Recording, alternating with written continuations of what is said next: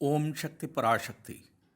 पिछले भाग में हमने बताया था कि प्रारंभिक दौर में मेलमरुवत्तूर आदि पराशक्ति सिद्धपीठ कैसा दिखता था।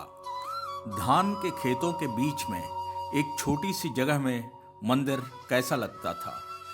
इस जगह में दिव्य श्री बंगारू अडिगलार ने सवारी वाली अवस्था में यह लोगों को जताया और मानने पर मजबूर किया कि वह ही मां आदि पराशक्ति के अवतार स्वरूप हैं।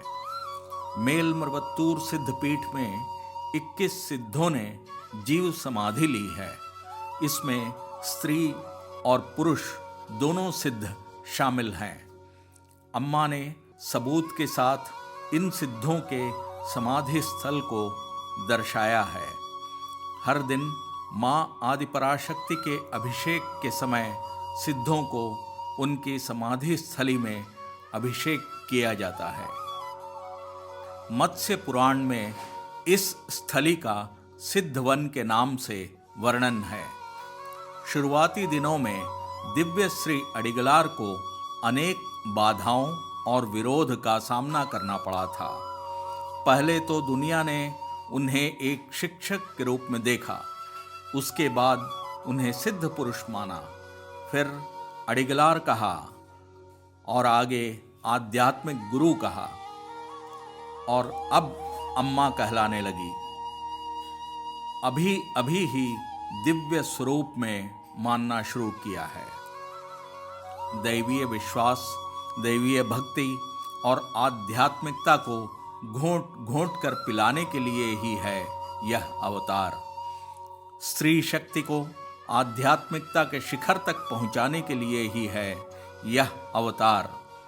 दलित, निर्बल, वंचित, शक्तिहीन और मजबूर लोगों के उत्थान के लिए ही लिया गया है यह अवतार। नारी समाज को एक उन्नत स्थान देने के लिए माता का प्रकटीकरण एक मुख्य कारण है। सिद्धपीठ के हर उत्सव, पूजा विधान या दूसरे किसी भी प्रकार के आयोजन में स्त्रियों को ही प्राथमिकता दी जाती है।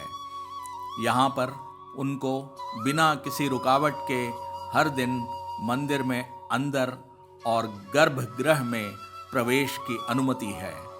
उनके आध्यात्मिकता और पूजन संस्कार में उनके प्राकृतिक संरचना की प्रक्रिया बाधक न हो, यह अम्मा का उद्देश्य है। सिद्धपीठ के हर आध्यात्मिक गतिविधि में असीमित तरीके से अर्चना, अभिषेक, कुंभाभिषेक आदि सभी में स्त्रियां अग्रणी रहती है। अम्मा का कहना है, केवल दिव्य वाक्य सुनकर जाने से कोई लाभ नहीं, इस सोच को समझना होगा। मानसिक स्पष्टता, दैविक स्पष्टता, ध्यान की स्पष्टता, ईमानदारी की स्पष्टता और आंतरिक स्पष्टता, इन सब का होना जरूरी है। दूसरे स्थानों पर किसी भी निर्धारित समय या निर्धारित स्थान पर ही सवारी आती है, पर यहाँ अडिगलार पर कहीं भी और कभी भी सवारी आती है। सवारी वाले समय में अडिगलार मां आदि पराशक्ति का ही स्वरूप है। जब अडिगलार के चरण कमलों की पूजा होती है, तब वह गुरु पद पर आसीन होते हैं। लोगों को आध्यात्मिकता में सम्मिलित होने में आर्थिक स्थिति बाधक न बने, इसलिए भक्तों को आर्थिक संकट से उबारती है। पर आर्थिक संकट से उबारना अम्मा का उद्देश्य नहीं है। यह केवल उद्देश्य को प्राप्त करने के लिए एक उपाय है।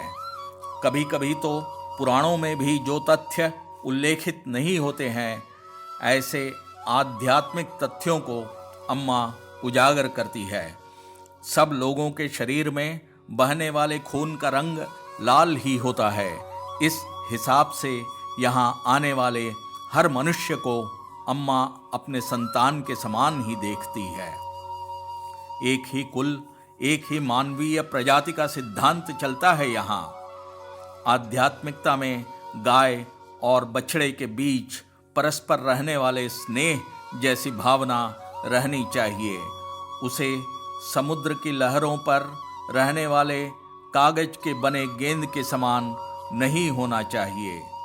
सभी प्रकार के स्नेह में उत्तम स्थान प्राप्त है माँ के स्नेह को। अम्मा के द्वारा बताए गए सिद्धांत बहुत ही सहज और सरल होते हैं। इन्हें दिन प्रतिदिन की जीवन शैली में आसानी से स्वीकारा जा सकता है। भक्ति, कर्म, पूर्व जन्म जनित कर्म फल, ध्यान आदि पर चिंतन कर ही ईश्वर से मिलाप हो सकता है। इन्हें शिक्षा, साफ सफाई, अन्नदान, धर्मार्थ दान आदि के द्वारा भी इसमें हम सहायक हो सकते हैं। नर की सेवा ही नारायण की सेवा है। यहाँ होने वाले दूसरे गतिविधियों के बारे में हम आगे देखेंगे। ओम शक्ति पराशक्ति।